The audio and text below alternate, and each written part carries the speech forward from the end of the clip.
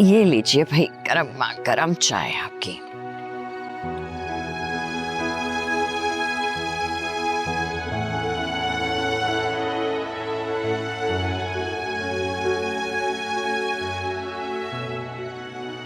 मिर्जा साहब, मैं सोच रही हूँ कि अयान के यूके जाने से पहले हम उसकी मंगनी कर दें। ये तुम्हें अचानक अयान की मंगनी का ख्याल कैसे आ गया? अचानक नहीं आया है, ये ख्याल तो मुझे उसी दिन आ गया था जब अयान ने इंजीनियरिंग में एडमिशन लिया था।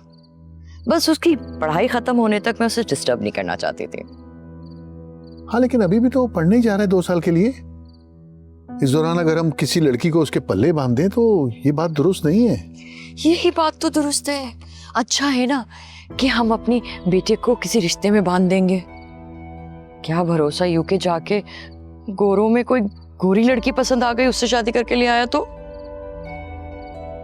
क्या तो तुम ठीक रही हो? कोई लड़की है तुम्हारी नजर में? जी बिल्कुल, बाबर भाई की बेटियां शरीफ है, नेक है और खूबसूरत है। बाबर? लेकिन बाबर के पास तो अपनी बेटियों को देने के लिए कुछ नहीं है, वो हमारे हम पल्ला नहीं है। ऐसा तो मत कहिए, ठीक ठाक तो है। और फिर अपने वसाइल में रहते हुए उन्होंने अपनी बेटियों की अच्छी तरबियत की है, पढ़ाया लिखाया है। आपको नहीं लगता कि ये ज्यादा जरूरी है?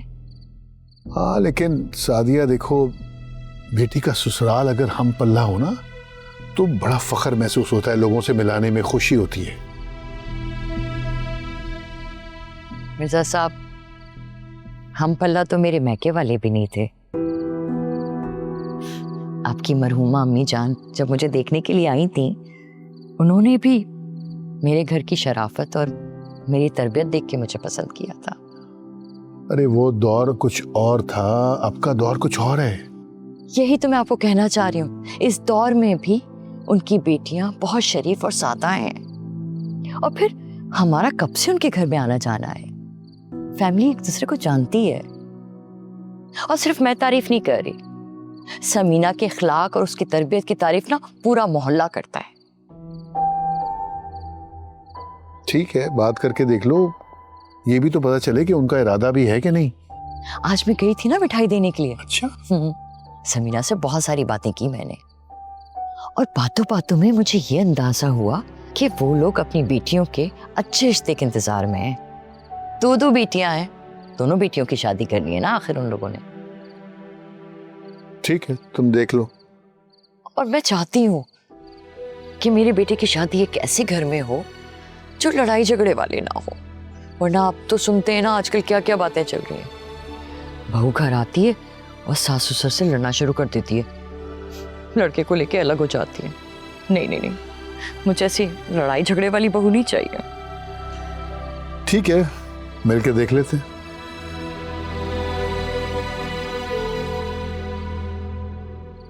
हाँ यार, बस सर दर्द हो रहा है, थक गया हूँ बहुत ज्यादा। तुम बताओ क्या प्लान्स हैं? जी, क्या मॉम आ रही है, बाद में बात करता हूँ। कब आए बेटा, कब आए घर? बस अभी अभी पहुंचा हूँ। थक गए होगे ना? जाहिर है थकना तो था ही। रोमा ने पूरा शहर घुमाया है मुझे। मुझसे बोलते इतना है वो कि सर में दर्द शुरू हो गया मेरे। पता नहीं सारी जिंदगी कैसे झेलूंगा उसे। कम ऑन बेटा, क्या हो गया है तुम्हें? क्या समझाती हूँ मैं तुम्हें? प्लीज मॉम, मुझे सफोकेट ना करें। अब अपने ही घर में खड़े होकर अपनी फीलिंग्स का इजहार नहीं कर सकता मैं। अरे नहीं, मेरा मतलब ये कहीं मेरे सामने कहते कहते किसी दिन गलती में उसके सामने ना कह देना। इतना बेवकूफ नहीं हूं कि उसके सामने ये बातें कर दूं। जानता हूँ आप लोगों की बिजनेस डील जुड़ी हुई है इस बात के साथ। Good boy. चलो फिर तो उसका ख्याल रखा करो, ज्यादा से ज्यादा जितना हो सके। तुम्हारे पापा से आज बात हुई थी मेरी फोन पे, कह रहे थे जल्द से जल्द तुम्हारी शादी करना चाहते हैं। क्या मतलब है? 5 महीने पहले इस कमिटमेंट पे आप लोगों ने मेरी उससे एंगेजमेंट कराई थी। कम से कम 2 साल आप लोग शादी की बात नहीं करेंगे, और अभी यूं अचानक ये बेटा समझा करो ना, इस शादी से हमें ही तो फायदा होगा। तुम्हारे पापा का बिजनेस डाउन जा रहा है, जब रोमा का और हमारा बिजनेस आपस में शेयर्स मर्ज हो जाएंगे तो हमारा बिजनेस तो बूस्ट करेगा ना, हमारा फायदा है।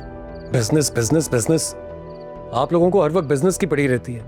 मेरी फीलिंग्स का अंदाजा है किसी को? अच्छा बस, अपनी बेवकूफ़ियों और हमाकतों को ना फीलिंग्स का नाम, इमोशंस का नाम मत दो। कितनी मेहनत की है हमने तुम पे, कितना पैसा लगाया, हाई स्टडीज के लिए तुम्हें भेजा बाहर, वहां से भी नाकाम होके वापस आ गए। जानता हूं अपने फेलियर्स के बारे में, बार बार लेक्चर देकर मुझे उन्हें याद मत दिलाया करे, और इसीलिए कुर्बानी भी दे रहा हूं अपनी जिंदगी की, आप लोगों के बिजनेस और ब्राइट फ्यूचर के लिए।